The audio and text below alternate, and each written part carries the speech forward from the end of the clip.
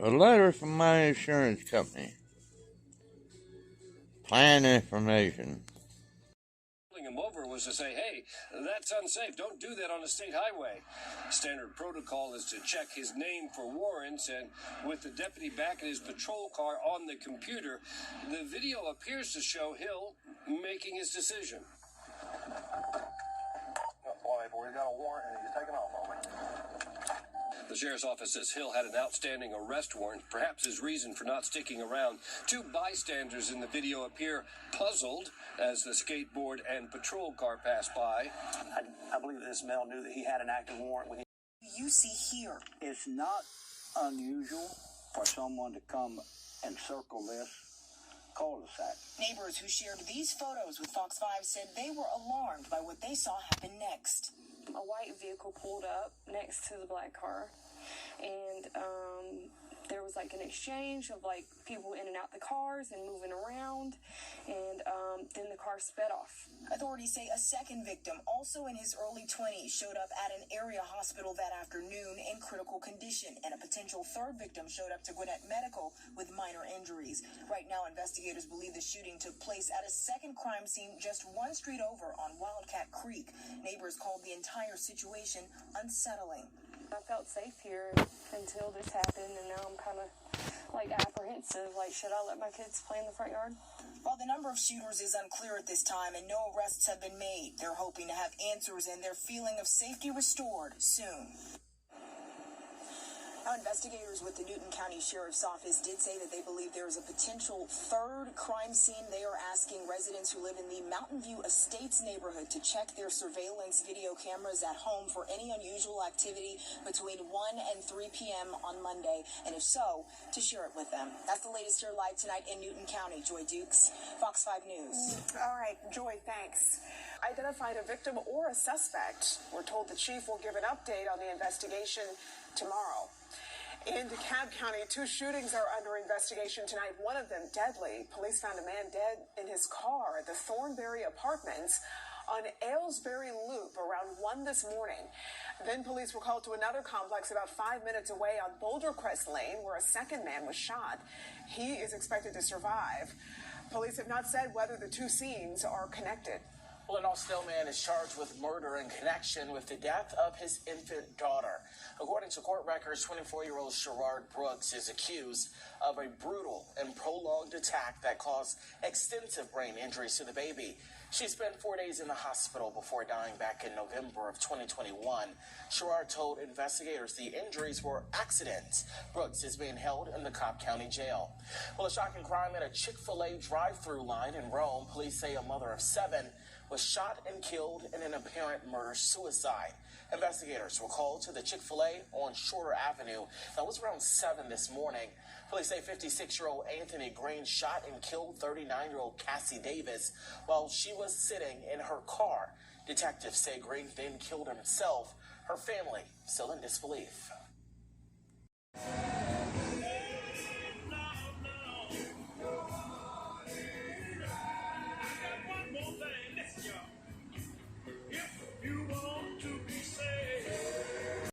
Dangerously low levels, but the past few months have seen a parade of storms. They brought widespread flooding and dumped as much as 700 inches of snow in the Sierra Nevada. California went from the 3 driest years on record to the 3 wettest weeks on record when we were catapulted into our rainy season in January of this year. So hydrologically, California is no longer in a drought except for very small portions of the state near the northern part of the state, which just really missed this long line of storms. The abundant precipitation has prompted Governor Gavin Newsom to lift certain water. House and Senate reached a 2/3 majority to override a veto by Governor Laura Kelly. The ban will apply from kindergarten to college. Kansas lawmakers are also pursuing laws to end sex change procedures for minors. That measure passed the state Senate on Tuesday. Governor Kelly is expected to veto it. At what age is transgender surgery appropriate? A Washington Examiner reporter asked the White House press secretary the president's stance. The answer caused a firestorm.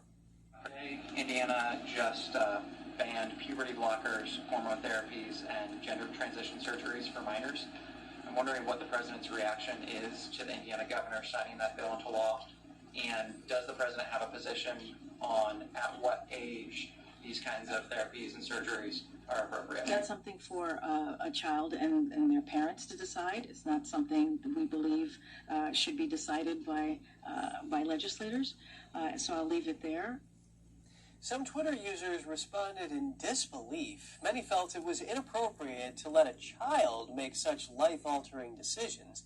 The host of Outkick podcast asked, then why not smoke some alcohol?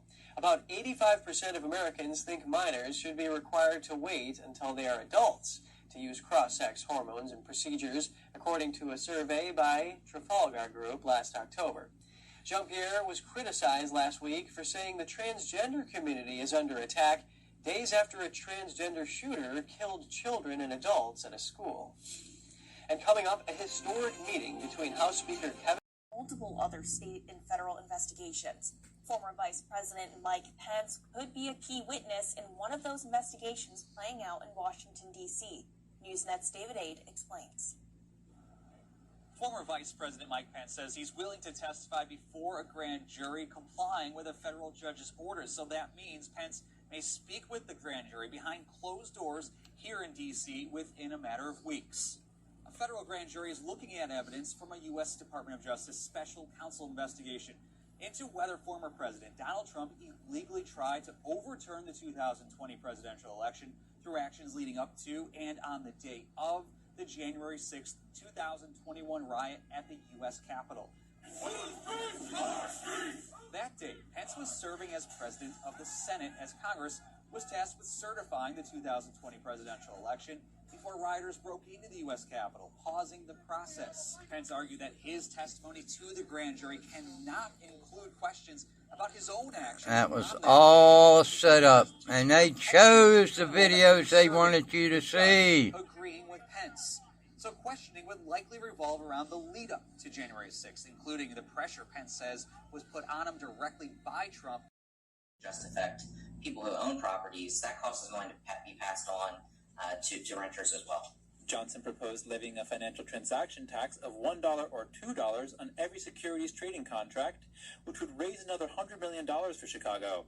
Hill believes the tax would drive financial institutions away from Chicago. With the financial transactions tax is going to encourage those employers to leave. These are incredibly mobile employers who are not dependent upon being in the city of Chicago to operate. Hill says Johnson's proposed jet fuel tax on airlines may generate $98 million in revenue, but it could also incentivize big businesses to leave the area. I think for taxpayers, airliners in the city of Chicago to shoulder, and it's only going to serve again to increase business costs and encourage our big businesses and employers to potentially look elsewhere. Last year, Citadel and Boeing left Chicago because of its deteriorating business environment. Whether these tax hikes will become a reality is still up in the air, as Johnson has to work with the city council to make these changes. Reporting by Angela Moy, NTD News, Chicago. SVB faced a huge risk of deposit flight from customers whose accounts were primarily overnight demand deposits well in excess of insurance limits. All of this created the perfect mix for a bank run. The only thing missing was a sudden and unexpected interest rate move, which is where Biden, Congress, and the Federal Reserve come into the story. Over the last year, the Fed has increased interest rates at its fastest pace in recent history, from zero early last year to the current rate of more than 4.5%. It did so in response to inflation brought on by reckless spending programs initiated by Biden and rubber-stamped by Congress. But unexpected spikes in interest rates can wreak havoc on the balance sheets of banks, as the far higher rates erode the value of fixed-income securities that comprise a bank's assets. As we shall see, these rate hikes have impacted and endangered every aspect of our banking system. The prices of these interest-bearing securities are inversely related to rates. As interest rates move higher, the prices of fixed-rate securities like bonds and mortgage-backed securities fall. The lower a security's price, the higher its yield or interest rate. And the longer the duration that a fixed income portfolio has, the greater the impact from rates. Duration measures a bond's price sensitivity to interest rate changes. In general, the higher the duration, the more a bond's price will drop as interest rates rise. By way of example, if rates were to rise 1%, a bond or bond fund with a 5-year average duration would likely lose approximately 5% of its value. Notably, SVB's portfolio had a duration of almost 6 years, and interest rates rose by 4.5% in 2022. SVB had experienced explosive growth, with total assets increasing from $115.5 billion in 2020 to $211.5 billion in 21, an astonishing growth of 83% in 1 year. Total deposits at the bank went from $102 billion to $189 billion in 21, an 85% growth over 2020. Put very simply, a bank makes money by taking in deposits and then uses that money to make loans, along with investments in interest-bearing securities. The interest on the loans, along with interest from its investments, provides the bank with a level of interest income that is higher than its interest expense, what it pays its clients to attract the deposits. The difference between what a bank earns and what it pays is net interest income, or spread. The higher the spread, the more money a bank makes. But here's the thing. Silicon Valley Bank's asset growth was so explosive that it simply could not make loans quickly enough. So it was forced to invest an ever-increasing amount of its assets into low interest-bearing government and agency securities, from $49 billion in 2020 to $128 billion in 2021. The securities that SVB was investing in are actually quite safe in terms of repayment, but, and this is a big but, these securities are highly sensitive to rate increases. And because these securities are considered very safe, they weren't going to earn the bank much in the way of interest income, thereby negatively impacting the bank's net interest margin or spread. This, in turn, would negatively impact the bank's stock price, along with management's stock options and compensation. But SVB management had what they thought was an easy solution. They would simply extend the duration of their investments, buying longer-dated, longer-maturity securities that provided the bank with higher levels of interest income. In general, securities with a longer maturity provide a higher yield than shorter-dated securities. But this strategy comes with the very big risk that we've already discussed, interest rate risk. If interest rates move upward suddenly, long-dated, interest rate-sensitive securities suffer the most in price. The longer the duration of a portfolio, the greater the hit to the current value of that portfolio. And SVB's portfolio had a lot of duration. But Silicon Valley Bank still had almost $15 billion in cash and $27 billion of available-for-sale securities away from its long-term portfolio of investments. Nothing to worry about, right? As it turns out, there was quite a bit to worry about. The Fed's fund rate, the interest rate at which banks lend reserve balances to other banks, had risen from effectively 0% in February 2022 to 4.5% in February 2023. Meanwhile, Silicon Valley Bank had just completed a massive buy program of fixed income securities in 2021, directly in front of the rise in rates. Held-to-maturity securities ballooned from $16.6 billion in December 2020 to just over $98 billion by December 21, an increase of 490%. Now bear in mind, these securities had an average duration of more than 5 years. And again, each 1% rise in rates caused a roughly 5% drop in their value. For good measure, the bank also decided to add some risky venture capital debt to its portfolio. And although this amount was much smaller, it was also concentrated and much more volatile. But the story doesn't end there. For starters, note that the stated value of SVB's long-term investment portfolio, $98 billion, is held in a category on its balance sheet known as held-to-maturity securities. Unlike the $27.2 billion in available-for-sale securities, which are carried at current fair market value, the individuals from Annie Malone to Fred Harvey to George Eastman to Malcolm McLean. Watch this. What are the traits of great achievers? Their successes and also their failures provide inspiration and lessons for us all. Many of us seek to emulate the great innovators like Steve Jobs, but achievers come in all shapes and sizes. Some make it early, while others may work for years without recognition. The one thing all of them share is that their careers seldom follow a straight path. The road to success is littered with setbacks. And a great accomplishment does not guarantee a charmed life. Some of the individuals in these stories achieve great things, only to later experience devastating failure. The entrepreneurs in our stories illustrate the power of human creativity to solve problems and bring about progress, but ingenuity alone doesn't make that happen. This program is not just about individual achievement, but our system of free enterprise that makes achievement possible. I'm Steve Forbes.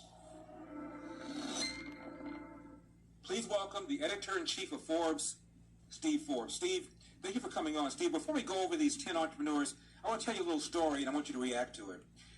You remember the Reagan recession? I go to a party given by one of my buddies who's a bankruptcy lawyer, and I tried to say this as gently as I could. I didn't want to offend him, Steve, and I said, does it bother you that when times are worst, you do better? That when there's a recession, you make more money because your clients go into bankruptcy? He said no.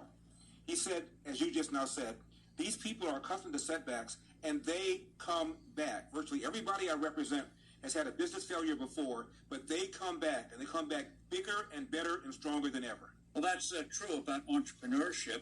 It's almost some cases like baseball, whereas, you know, in baseball, if you are successful 3 or 4 times out of 10 at the plate, you're doing very well indeed. And that's how you get ahead through experimentation, whether it's in the laboratory or in the marketplace. And these people have a vision, and even if they get setbacks, they keep coming back. Henry Ford, for example, went bankrupt twice before he finally achieved success with the original Model A over 120 years ago. So it's that kind of grit that I think people need to keep in mind, that you don't have to succeed the first time or at a young age. What's amazing is that entrepreneurs today, the average age is 39. So if you're not winning the Nobel Prize by the age of 21 or a billionaire by the age of 22, as a Yogi said, it ain't over till it's over. And what these people, I think, are demonstrating, the ones that we illustrate in this achievement series, is that kind of grit, stick-to-itiveness, and also, even if you succeed once, you may then fail and have to come back and succeed again. And so it's that kind of jagged path that people need to realize to achieve success. It's not permanent, and you have to keep satisfying the marketplace, which is people. Steve, the percentage of teens who want to start their own businesses, is that up from years past? I think so. I think that people are not turned on by the idea of going to an organization and staying there forever. I think it may have been, too, when people had to stay home during the pandemic, but especially young people who kind of got itchy, probably stirred them a little bit to want to go out and try to achieve something. And so I think it's very American and very encouraging that a lot of young people want to give it a try.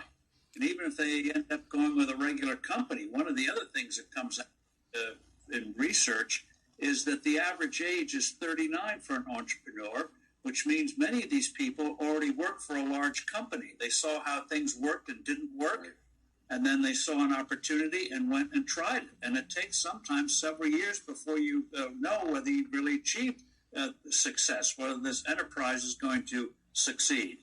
So it's vision, but also stick-to-itiveness. It's not in respect of sanctions. Sanctions were not mentioned. Again, they just made it up and then gaslit Flynn by intermingling his actual words from the phone call with words which they fabricated.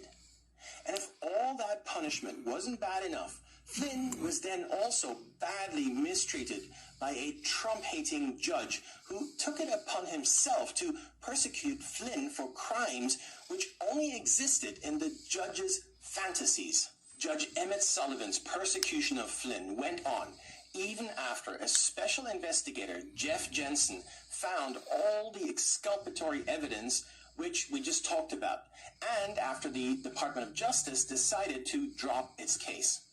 Ultimately, the only way out for Flynn was a presidential pardon. it was an extremely unsatisfying ending with none of the abusers held to account. Well, that might change now with Flynn pursuing his abusers in court.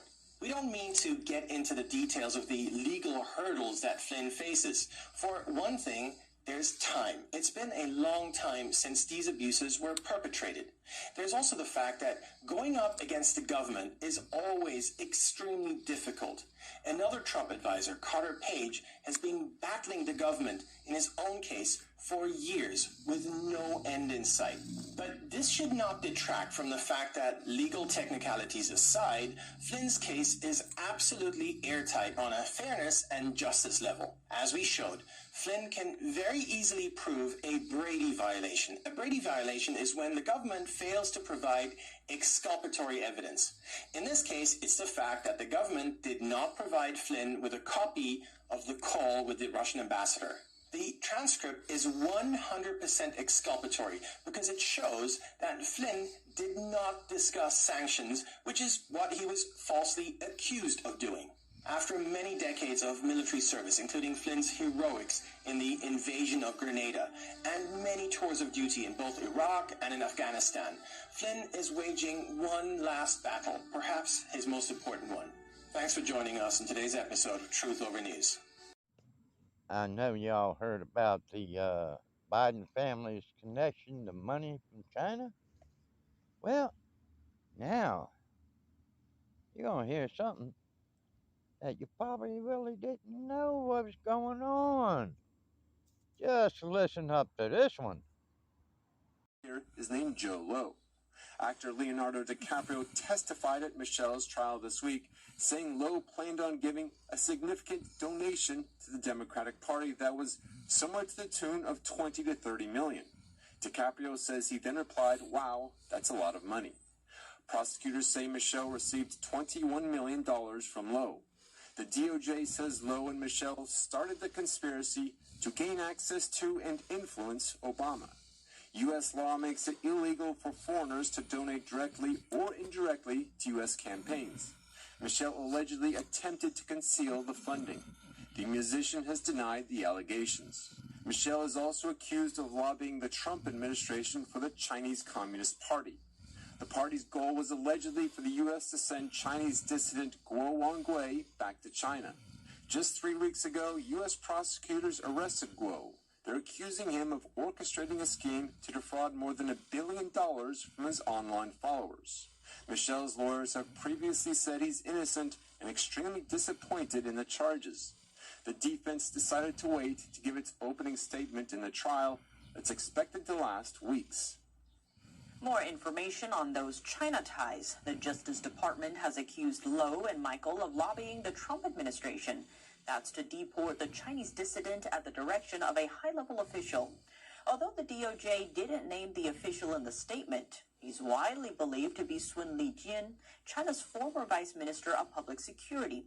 Also at the vice minister's direction, Lowe allegedly tried to influence the Trump administration to drop an investigation into a multi-billion-dollar fraud scheme involving Lowe. In 2012, both the U.S. and Malaysian authorities tried to arrest him over his alleged role in the crime. To escape international arrest, Lowe mainly hid in China. China is warning the U.S. not to provoke it over Taiwan after the island's president met with House Speaker Kevin McCarthy. It's also shoring up relations with other countries. Here are the details.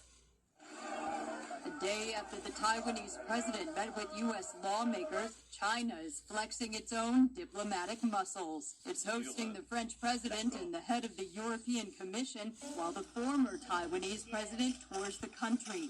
China also is warning the U.S. that supporting Taiwanese independence would be a, quote, red line. It is not our intention to escalate. House Speaker Kevin McCarthy and Taiwanese President Tsai Ing-wen say independence wasn't the reason for their meeting. I reiterated Taiwan's commitment to defending the peaceful status quo, where the people of Taiwan may continue to thrive in a free and open society. Bipartisan members of Congress share that take on the self-governing island. Of President John F. Kennedy. His father, Bobby Kennedy, was the U.S. Attorney General in JFK's administration. RFK Jr. was once a best-selling author and an environmental lawyer. He's best known in recent years, though, as one of the leading voices in the anti-vax movement, which intensified with the COVID-19 pandemic.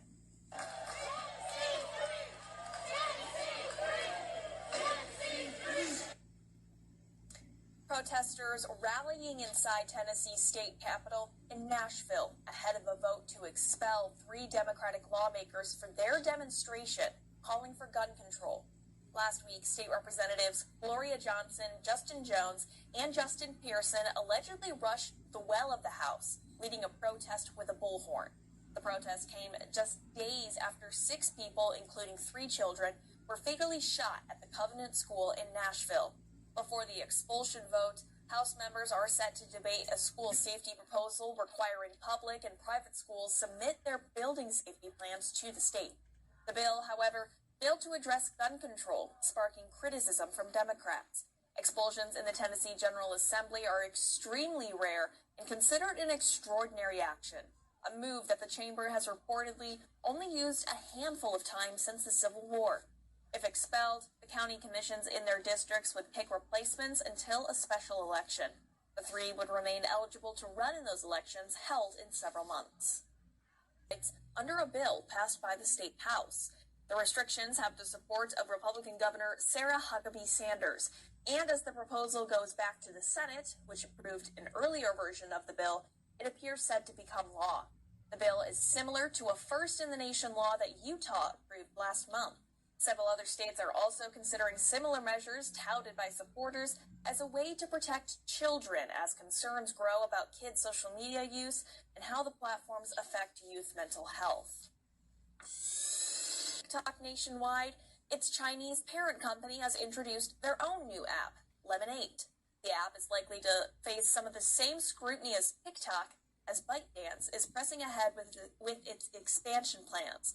The photo-based app resembles a mixture of Instagram and Pinterest, and like TikTok, Lemonade's main feed features a following section as well as a For You page.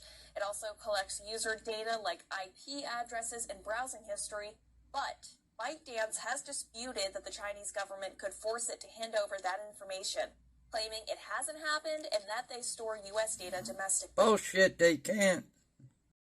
Is calling the action unacceptable and a violation of Twitter's own policy. NPR does receive some government funding, but the majority comes from corporate sponsors and public broadcasting membership fees. The National Radio Network says it's an independent news organization. Meanwhile, other outlets similar to NPR, like the BBC, remain unlabeled. Parental permission needed for social media? Arkansas may soon become the second state to require this.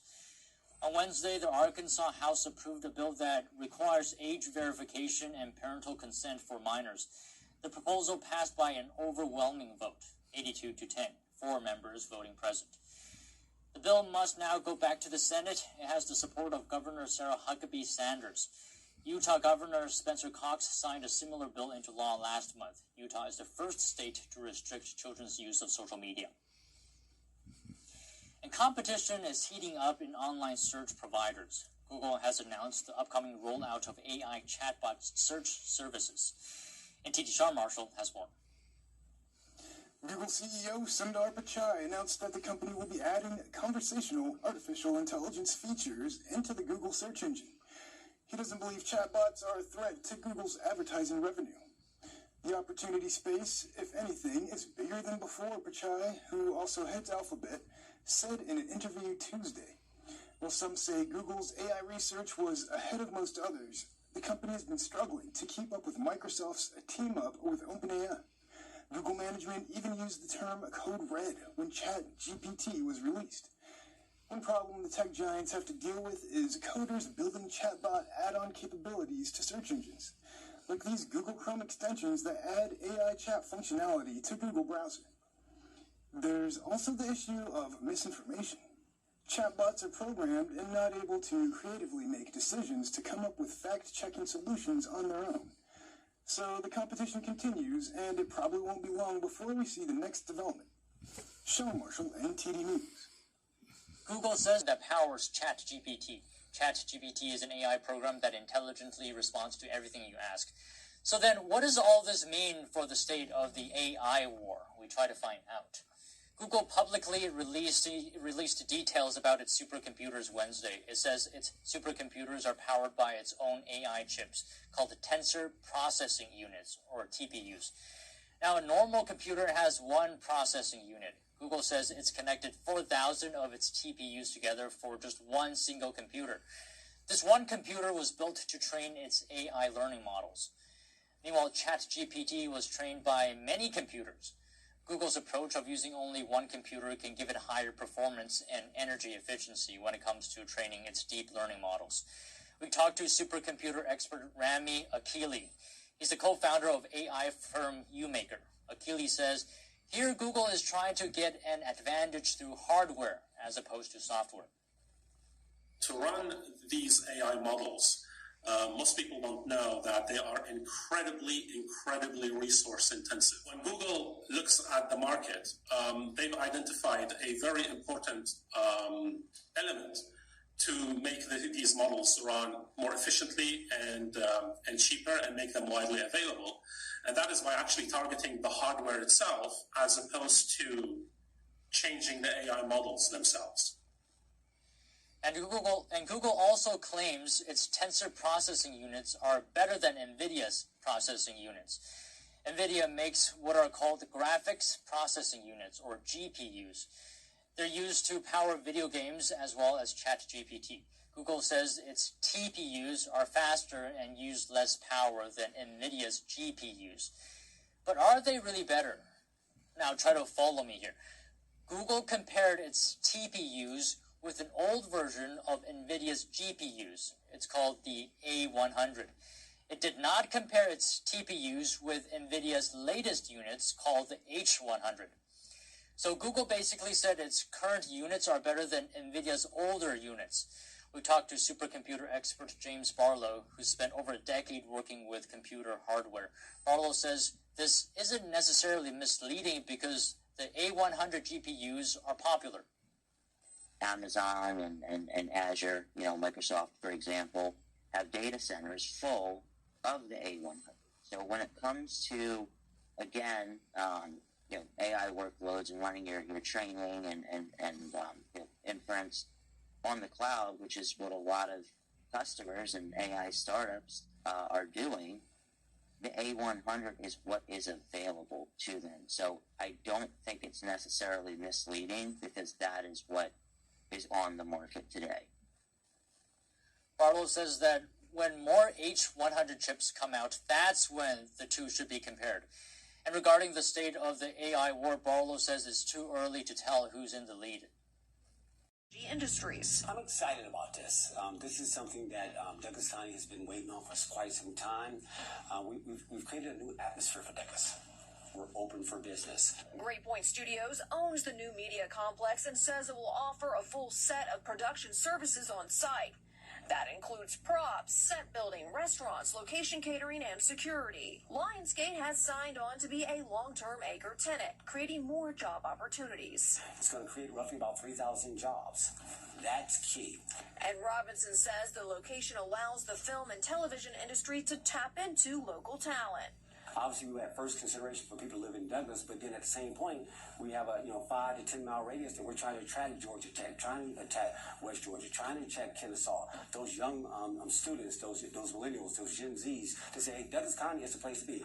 The facility is set to open later this year. In Douglas County, I'm Brittany Yedning, Fox 5 News. Kias and Hyundai. Oh, and the interest rate hikes. Good God.